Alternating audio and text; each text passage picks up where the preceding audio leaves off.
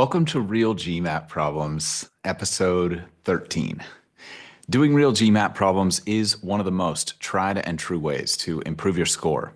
The problems that we're going to go through today are from the 11th edition of the official guide for GMAT review, and you can web search them if you'd like to follow along visually, but I know many of you won't be in that situation, and that's fine. Just so you know, the 11th edition of the official guide is out of print, and that's partly why I'm going through the questions from that book because they won't overlap with the new version of the official guide. The official guide, the new version, contains retired problems that have appeared on past GMAT exams. So it's a really helpful resource because someone somewhere saw that question on a real test. And these questions are the best way to simulate what the actual exam is going to feel like. So I would recommend, after listening to what I talk you through here, engaging with some questions in that book if you have access to it as a way to apply some of the principles that we're going to discuss and get more comfortable executing them on your own. What I'm going to do is I'm going to read you the problem and then I'll give you a moment to work through the solution on your own by pausing the episode. So I'm not going to actually wait for you to do the work. I'm just going to jump right into the solution and I'm going to discuss my thoughts on the problem and my recommendation for what to take away from each one. What I recommend is pausing after I read through each problem and at the very least, imagining how you would solve the problem. You might not be able to execute all the steps in your head if you're on the go, but see how far you can get with a mental solution. If you are on the go, but you have access to pen and paper, like you're on a train, for example, that's great. Try to make some progress on the problem before we review and focus on good scratch work habits. You want what you write down to be clear enough that someone else can tell how you thought through the problem just from looking at what you wrote down. If writing isn't practical right now because you're driving or at the gym, that's cool. Just do your best to visualize what you would write down and how that would look. And for most of us, that's going to be way more productive than just trying to do all the computations in our head. Here we go. This is problem number 42. The problem says, in the circular region with center O shown above, and there's a picture, kind of like a pie chart that I'll describe in a second.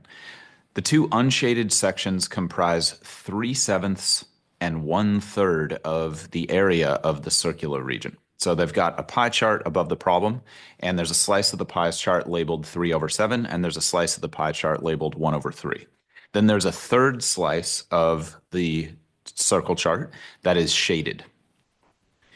And the rest of the question goes on to say the shaded section comprises what fractional part of the area of the circular region? Okay, so you've got a circle, 3/7 in one section, 1/3 in the other section, and then the remaining segment of the circle is shaded.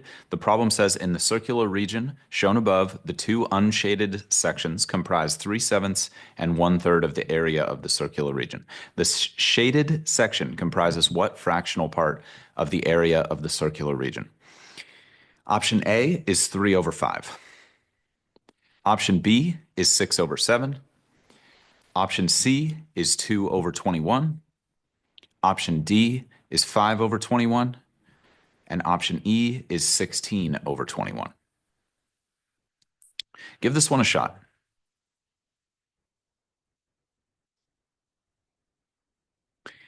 Again, feel free to pause if you want some time to work on this. I'm going to jump right into my comments. So it's going to be a pretty straightforward problem for most people.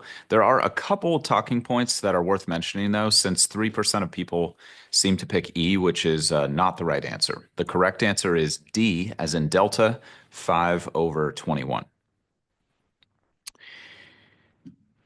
First, my recommended solution is to simply subtract the unshaded fractions from the whole circle. I think at the end of the day, this is going to be the most straightforward approach for the most people.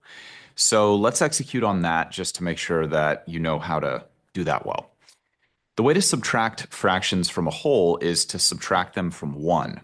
1/1 represents a whole circle, or like 100% of the pie chart, if you want to think about it like that. So I recommend setting up the problem as 1 minus 3/7 minus 1/3. So what we're going to do is we're just going to subtract the known regions from the overall whole, and that should leave us with the shaded third part of the circle. This is kind of the fundamental aspect of a question like this. Now, if you're just getting going with GMAT math and it's been a while since you subtracted any fractions, then we've got a math basics episode linked for you below on exactly how to do that. As many of you will know, though, here we just want what's called a common denominator. So if you're familiar with how to subtract fractions or you've been studying for a little bit of time and this is a familiar concept, we want a common denominator. And as long as we don't make any math errors, we should be good to go with the right answer here. If we look at the existing denominators of 7 and 3, we can think about a common multiple. If you're not sure what a common multiple is or how to find it, we've got a Math Basics episode on multiples linked below as well. Now let's assume you do know how to do that and you decide to pick 21, which is the least common multiple of 7 and 3. What we're going to do is we're going to transform some of the numbers so that they all have a denominator of 21, that least common multiple. So we're going to transform the 1 that we're subtracting from into 21 divided by 21. Then we're going to transform 3 over 7 into 9 over 21 by multiplying by 3 over 3. And I'm going to gloss over all the fraction theory and math behind it because you can check out those Math Basics episodes linked below. If you're like, wait a minute, common denominator, it's been a minute here. And that's totally fine. That's where most, if not all of us started. That's where I started. And you probably just have to shake the rest off a little bit. Finally, we'll transform 1 over 3 into 7 over 21 by multiplying by 7 over 7. Then we're just going to do some subtraction. So I'll start with 21 over 21 minus 9 over 21. So this is 1 minus 3 over 7, just with a common denominator. So 21 over 21 minus 9 over 21, that's going to give us 12 over 21. Then I'm going to subtract 7 over 21, which is 1/3 with the denominator transformed into 21. I'm going to subtract 7 over 21 from 12 over 21. 12 over 21 minus 7 over 21 gives us 5 over 21, which is our correct answer. So again, I think as long as you're good with your fraction basics, you've got an extremely high probability of getting this question correct. But there's a couple reasons to comment on this one. First is, I think this is a good example of the types of quote unquote geometry questions that appear on the new version of the exam. So you might have heard online that the new version of the GMAT, which used to be called GMAT Focus Edition, but is now just called the GMAT. And we got plenty of detail in that in our episode titled What Everybody Should Know About the GMAT in 2025, which is linked below as well. So if you're not up to date on like the changes, recent changes of the exam, then I would highly recommend checking that out before you proceed here. But geometry, they say, has been eliminated, but I don't know that that's 100% true. I wouldn't necessarily call this one a geometry question. I think there's questions that have a little bit more geometry type content like volume or surface area in current GMAT questions. I've seen those. But what I like about this question is it's representative of the kind of geometry that shows up on the new exam, which is it's usually just like one step of geometry, and then the rest of the problem is about something else. So you should understand like volume of a 3D object. You should understand surface area of a 3D object because that stuff does still come up from time to time, not nearly as much as it used to. But usually when that comes up, it's just one step in the problem. It's almost like a superficial aspect of the problem that you do need to know to execute on the problem. But really underneath that, the problem's like actually an algebra problem, or it's actually a fractions problem like this one is. So this isn't like the most representative example, but it's a decent example to help you wrap your mind around like what does geometry look like on the new version of the GMAT. But just by contrast, what's gone that used to be on the exam is like multi-step geometry questions where there'd be like a triangle inside of a square, inside of a circle, and you'd have to do like 10 steps of geometry reasoning to get the question right. I haven't seen any of that on the new version of the exam, but I have not seen zero geometry. I don't think it's accurate to say that geometry is completely gone from the new GMAT. I really don't think that's true. And so I want to help you all understand, regardless of where you are in this journey, like how much geometry you need to know. And that way you can plan your studies around it enough to have the basic knowledge, but not like waste time studying a bunch of complex old GMAT geometry questions that aren't really relevant anymore. So hopefully that helps. I think it's a good point to make on a question like this. One additional note on this problem is, like I said, 3% of people pick E. Now, if you think about that for a second, E is 16 over 21, and you probably didn't do this math, but you might have. If you think about it, you might notice that that's actually the sum of the two fractions given in the problem. That's 3 over 7 plus 1 over 3rd. If you added those instead of subtracting them from 1, that would get you 16 over 21, which is option E. And a full 3 out of 100 people are doing that. So it's not an overwhelming number, but I just want you to think for a second, like, why might people be doing that? I'm just speculating, but based on quite a bit of experience at this point and what I've seen a lot of people do on GMAT problems is I bet most people who are picking E, they didn't read the problem carefully enough, or they made a mistake when they were reading the problem initially. Maybe they were feeling time pressure or they were fatigued or something like that.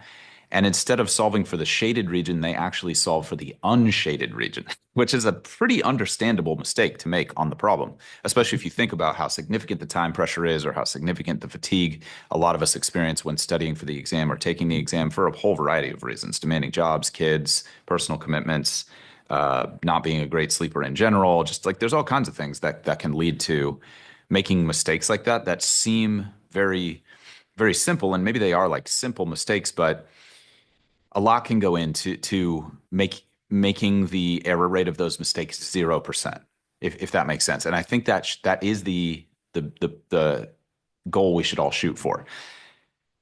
At the end of the day, we're all human. Like you might drop one question per section just because of something like that, even with like perfect sleep, perfect diet, perfect exercise, perfect pre-exam routine. Like even if all that stuff is totally controlled, it can still happen. And even at my level of having engaged with this material for like over a decade at this point, basically, and coaching thousands of people through this process, like even I'll still drop a question because of something like that every once in a while. Like we're all human, but the goal should be to have the process and our approach and the controllable things we do so good that it's as close to 0% chance of having something like that happen as possible. So even though there could certainly be other reasons people are picking E, I think that's the most likely. And so here's my advice for helping reduce the chances that's going to happen. Because if you work on your stuff, there should be a 99.9999999% chance that you get a question like this right. Like you're going to B school, hopefully a top B school, you should be able to understand fractions and pie charts and do some fraction math. Okay, I think we could probably all agree on that. This is like pretty fundamental stuff. So if you did fall into that trap, though, or you find yourself frequently making that type of mistake, what I have seen work best for the widest number of people is creating a habit of always writing what the problem asks first 100% of the time. That's really the key, is committing to always writing what the question asks as the very first thing that you write down in math problems. You definitely don't have to love it. You don't have to be like thrilled that that's required for you to see the success that you want to see on the exam. But it is an extreme point of view. I acknowledge that. But consider what each question on the exam is worth in terms of net lifetime earnings. Like, obviously, it's not all about the money, but you've heard me say this before if you've been a long time listener, like money is a convenient scorecard that to assigning value. Like, for example, in North America, money is the way we assign value for a lot of things. I don't know if it should or shouldn't be that way, but it's kind of hard to argue that it is that way. And there's other ways that we assign value, obviously. That's my whole point here. But like money is a scorecard that like pretty much everybody understands. And so it's just a convenient way of assigning value to this exam and these problems. But obviously, this is just painfully obvious that money is not the only thing that matters here. But it might be the major priority for many of you in this process, and like I have no judgment on that. We like if you don't have money, that's a problem. You have to solve the money problem in life somehow, either by ignoring it or by like making more of it or whatever the case may be, decreasing costs. This is something that every business must manage. It's an important reality to address, but I do want to address the fact that it's not everything. Having said that, just think about it for a sec. Think about the lifetime net earnings that you could gain as a result of getting a great GMAT score. Divide that by the number of questions on the exam, and then ask yourself, is it worth writing the question every single time? Okay, that's all I'm trying to say here. Okay, so just trying to drive that point home and say, like, even if it's annoying or inconvenient, you might want to realize that the price of annoyance or inconvenience is more than worth the return, if that makes sense. So that's my advice. I think that's pretty much the long and short of that problem. But again, it's very worth pointing out some of the pitfalls there, since missing easy questions is so damaging, like I was talking about in last week's episode. So if you have questions on any of this stuff at any time, you can reach us at the GMAT Strategy on current social channels, or you can email us at contact, CONTACT, at thegmatstrategy.com. Let's do another question.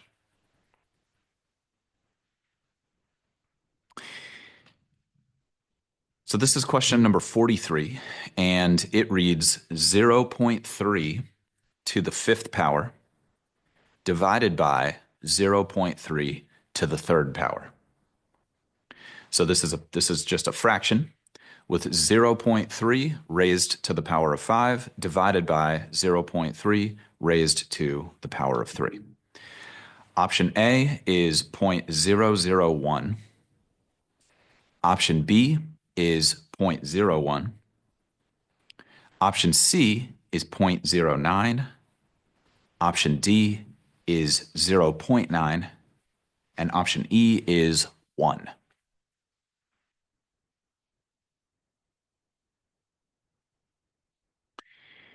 Again, I'm just going to dive right in, but feel free to pause if you want some time to work on this one.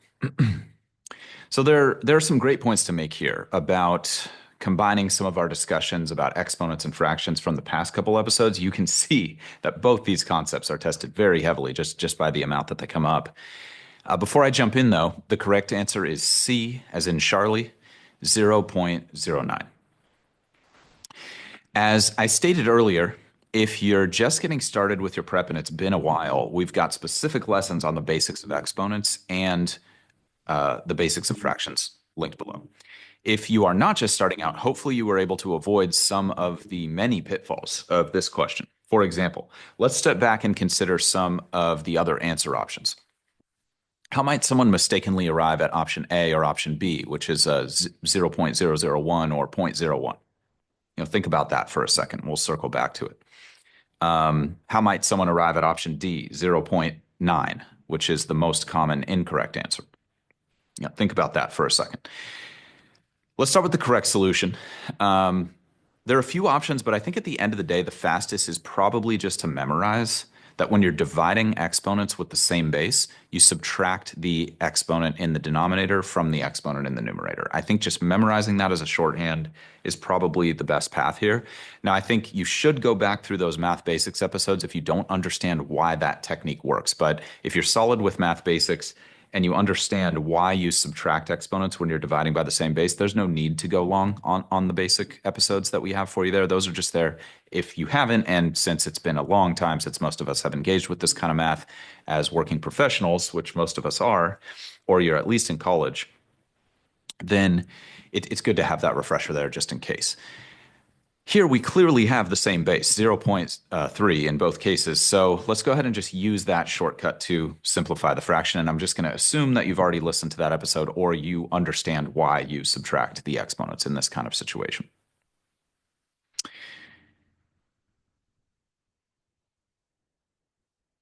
So we're going to subtract the exponent in the denominator, which is 3, from the exponent in the numerator, which is 5. 5 minus 3 is just 2. So if you're good with that shortcut, you would wind up with simplifying the fraction to 0.3 to the second power. And at that point, as long as you are good with your decimal long multiplication, this one is going to be great. And it's not going to be a difficult problem. So you can see there is some background work to do to get up to speed here. But once you do that background work, this kind of question ought to be a slam dunk. If you're not solid with your decimal long multiplication, then you're definitely at risk of picking something like D, which, as I mentioned, is the most incorrect, popular incorrect option. And please check out the Math Basics episode on decimal long multiplication linked as well. I'm not going to rehash all of that here. But just so you know, I never learned how to do decimal long multiplication as a kid. So I literally learned it for the first time as an adult studying for the GMAT. So if you're feeling humbled by all of this, then you're not alone. It's all good. Just get it done, upskill, and make it happen. Try not to think about the process too much. Just try to do the process well. That's my advice. And yeah, I went through all of this. Many people go through it as well. And it's totally doable. And yeah, it's okay to feel like, oh man, like maybe I wasn't as good at this as I thought I was. If you're having that experience, that's okay. But just to quickly talk through this, the basic setup would be 0.3 over 0.3 and then a line below that.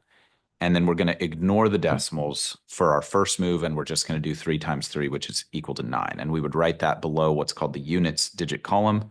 If you don't know the digit place names, we've got a Math Basics episode linked on that below as well. It's very worth knowing, like what's the tens, hundreds, units, digit place, comes up a lot on the exam. Once we've got 9 in the bottom of our long multiplication setup, we just count up the total number of decimal places that we ignored at the beginning. There's one decimal place from 0.3, and then there's another decimal place from the other 0.3 for a total of 2 decimal places. So what you do with decimal long multiplication is you start with 9.0 at the bottom, and then you shift those 2 decimal places that we ignored at the beginning to the left. So we're going to shift the decimal place 2 times to the left, which is going to yield 0.09, which is our correct answer. Again, if you're not comfortable with how that works, just check out the Math Basics episode on decimal long multiplication, and I will walk you through like the master class on how to be great at that. But because a lot of you are going to be familiar with that, I'm just going to assume that we're good here. So that's the correct answer, 0.09. Let's think about A and B, which I mentioned earlier. It's definitely easy to panic if you're not sure about exponent rules and think that the bases are just going to like divide each other out and cancel to make 1. This is also a potential reason to pick E, which is 1 exactly. Like I could see people canceling the base while ignoring the exponent and being like, oh, it's just going to cancel out like a fraction. And it's going to be 1 to the 5th on top and 1 to the 3rd on the bottom. It's just 1. But if you were thinking about it like that, that definitely indicates a lack of knowledge about how the basics of exponents work. So highly recommend going to that Math Basics episode on exponents. That should sort things out for you very quickly. If you feel that you understand exponents, but you're still making those kinds of mistakes, then the main thing that you can do to keep that from happening is actually take the time to write out all your exponent math. So the way that would look is 0.3 times 0.3 times 0.3 times 0.3 times 0.3 on top, like literally write it out 5 times. And then below that, 0.3 times 0.3 times 0.3 on the bottom, and then physically cross off and cancel the common terms. That is obviously not ideal. It's much faster to just understand what the shortcut is and be able to apply it. But if you're struggling to apply it, this is the next best thing. And some people are just so visual and the exponents are so abstract with the way that they work that just writing them out physically is going to be the best bet for you. So don't be afraid to do that. There's no style points on the GMAT. Nobody's going to look at your scratch work when you're applying to Harvard Business School and be like, oh, that was a little ugly. Like, now we're not going to let you in. Like that doesn't happen. They're just going to see your awesome score from preparing really well, hopefully, and then let you in and everything's going to be great. So don't worry if it's like a little ugly on the scratch work.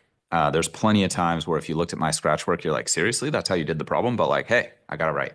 So don't be afraid of that kind of thing if you need to do it. Honestly, whatever it takes within a code of ethics, obviously within a code of ethics, whatever it takes to not miss questions you know how to do is key. So I'd recommend just writing that stuff out for a couple weeks. That should help. And then after that, you should have internalized those exponent basics so much that you probably won't need to do it anymore. So it's kind of just like a learning device, if that makes sense. But if you really did need to do it on the exam, it's totally fine. So again, I think that's the long and short of that one. I think, again, like common wrong answers of D would be like didn't execute the long multiplication with decimals well enough. That could happen under time pressure for sure. So you might need to do some drills on that. I give suggestions on how to create drills for yourself in that episode linked below on basics of decimal long multiplication. And then options A, B, and E, that's if you're like canceling bases while ignoring exponents, and that's not how exponents work. So if that was you, you definitely want to go listen to those exponent math basics episodes and get your game tight there. And then consider writing out all the exponent math for at least a couple weeks until you get solid with the shortcuts. And then eventually you can graduate to the just, oh, cool, dividing by the same base, subtract the exponents. I'm good with long multiplication with decimals. Bam, you're getting that problem right in maybe, I don't know, 20 seconds, 30 seconds with a really, really high hit rate. That's what we want. Okay, let's do one more. This is problem 44. In a horticulture experiment, 200 seeds were planted in plot 1 and 300 were planted in plot 2. If 57% of these seeds in plot 1 germinated and 42% of these seeds in plot 2 germinated, what percent of the total number of planted seeds germinated? Let me just read that again. In a horticulture experiment, 200 seeds were planted in plot 1 and 300 were planted in plot 2. If 57% of the seeds in plot 1 germinated and 42% of the seeds in plot 2 germinated, what percent of the total number of planted seeds germinated? Option A is 45.5%.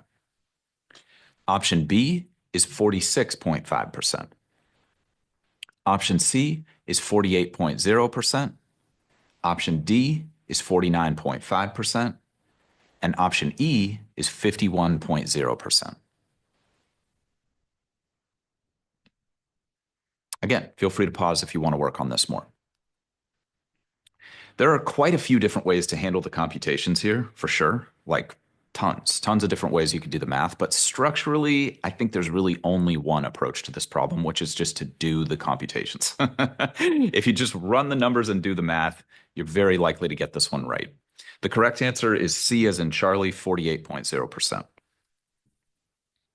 Again, many ways this can be done. So I'm just going to walk you through my recommended way of doing this that I've seen work for the largest number of folks. But if your approach varies from what I'm about to describe and you're getting great results, that's awesome. And there's definitely no need to change. First, we want to translate what the problem is asking. And in line with what I recommended in the first question today, which is to make sure that you always write what's being asked first, or at least very early on in the problem, that should cut down on most of the potential mistakes that I see people make on these kinds of questions. Most of the time when people miss these questions, it's because they didn't write the question down first. And so they'll end up solving for like the seeds that germinated in plot 2 only, or the seeds that germinated in plot 1 only, or they'll mix up what the total number of seeds planted was. It's just simple little small things like that that just, again, if you think about like lifetime earnings and attach that to each question, it's like, all right, well, let's, kiss 500 grand goodbye from missing that question that I totally knew the math on. Like we really don't want that to happen, everybody. But maybe that's obvious, but it can get hard to think about the big picture when you're tired and you're struggling and you're just like, oh, I just want this one question to be over. But we want to become those kinds of people who can balance the long-term vision and rational long-term investment strategy with short-term demands of the moment. If you can develop that mindset, and this exam is an excellent opportunity to build up that muscle internally, then you're probably going to be a lot more successful than you would be without that skill. Just saying. So a lot of that can come from just writing the question first. All that's to say, I recommend doing that. Now, many of you can probably just create a fraction for what the question's asking here intuitively, and that's totally cool. If that's you and it just immediately popped into your head to do it that way, no problems with that whatsoever. But if that was hard for you, or you were a little confused about how to construct the question properly, or it just took you a long time, you didn't feel confident with it or smooth or fast, then this is a good opportunity to use a technique that I talked you through a couple episodes ago, actually, in Real GMAT Problems, episode 11, around how to translate percent questions well. So I'm going to use that approach here just to emphasize some of its value and also to help those of you who don't naturally see how to create a fraction in this type of question. But that full episode is linked below, and it's the first problem that I go through in that episode. I'll walk you through a deeper dive of this technique I'm about to go through. It's 2 episodes back in the feed. I'll just do a super quick refresher here. In percent word problems, the word what always means create a new variable that isn't in the problem already. The word percent always means divide what was just mentioned by 100. The word of always means multiply. And the word is always means equals. So if we use that, again, there's much deeper dive 2 episodes ago if you want that. If we use that on this question here, which says what percent of the total number of planted seeds germinated, and we go just one piece at a time, what is a new variable? So I'm going to make that variable P as in purple. And then it says what percent? So I'm going to have P divided by 100 of the total number of planted seeds. So of means multiply. So I'm going to have P over 100 times total number of seeds planted just means total number of seeds planted. And they already told me that that's 500. They told me 300 were in one plot, 200 were in the other plot. So 500 total seeds. So I've got P over 100 times 500. And then it says how many of those germinated. So you're going to have to infer the equal sign here. And then that's going to equal what I'm going to call G for germinated. We haven't done the math on what number germinated. Some of you might have done the germinated math and to just put that over 500. Again, that's totally fine if that's intuitive. This is what you do if it's not intuitive. So the total equation would be P over 100 times 500 equals G. To answer the question, we just want to solve for P. And in order to do that, all we need to do is get a value for G. And then we're going to have an equation with just P in it. Now, the good news is they gave us enough information to solve for the germinated seeds. So let's just go ahead and do that. In plot 1, there was 200 seeds planted and 57% of them germinated. Like I said, there's tons of ways to do these calculations, so the actual steps are less important than having a consistent approach that works for you. But the way I like to do percent math is as a fraction because it's much less error prone for me and I can visualize crossing things off. So again, back to this idea of like just do whatever you have to do to not miss questions you know how to do. It's just so comically, I guess it's not even comically, it's just terrifyingly easy to miss questions you know. This is what I like to do. So I do 57 over 100 times 200 over 1. And then I will literally physically cross off the two zeros in the bottom of the fraction and the top of the fraction with 200 and 100. Again, if you're not comfortable with cross canceling, check out that fractions episode linked below. That's going to get me 57 times 2. All right, that greatly reduces the amount of computation I have to do to figure out how many seeds germinated. You can do that in your head if you're really, really airtight with it.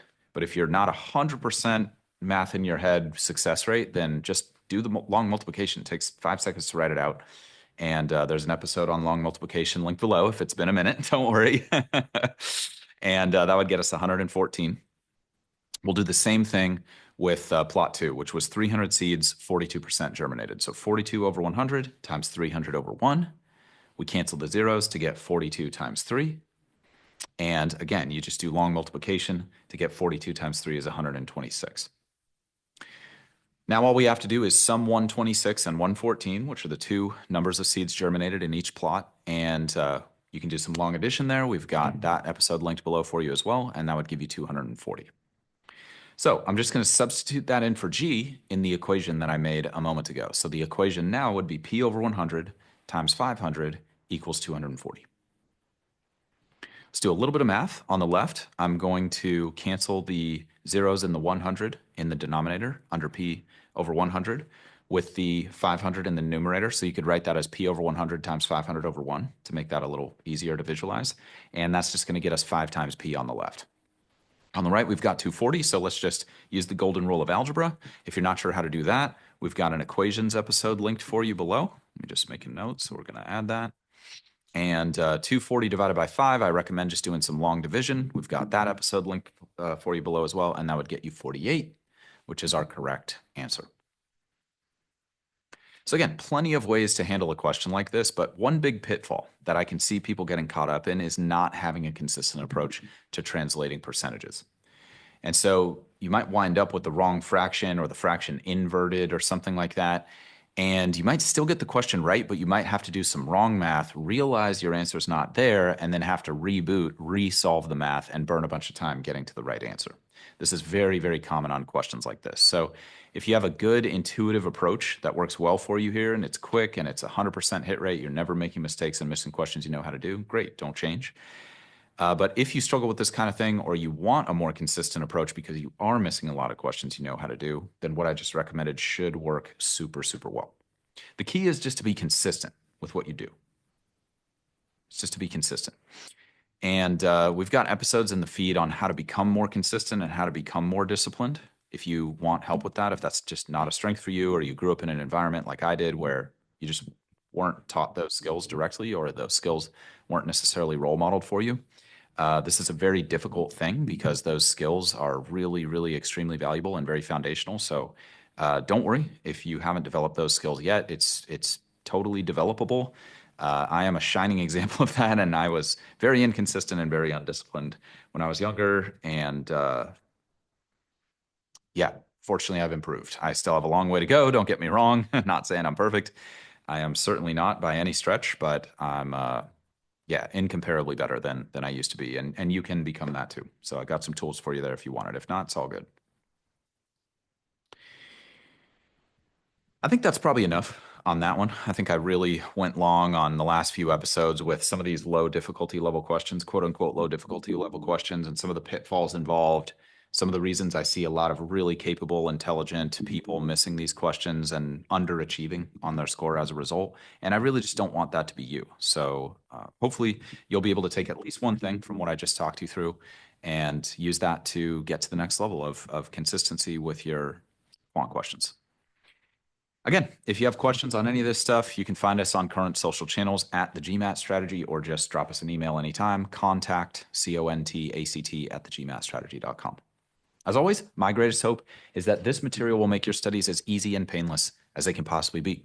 If you want more tips and strategies for optimizing your performance on the exam, please head to our website, thegmatstrategy.com, which is linked in the description of this content. And I highly recommend our free video on how you can reach your dream GMAT score in half the normal time. It'll save you a lot of time. In the meantime, this is a regular show, so please subscribe and please stay positive and stay consistent with your studies. Talk to you all soon.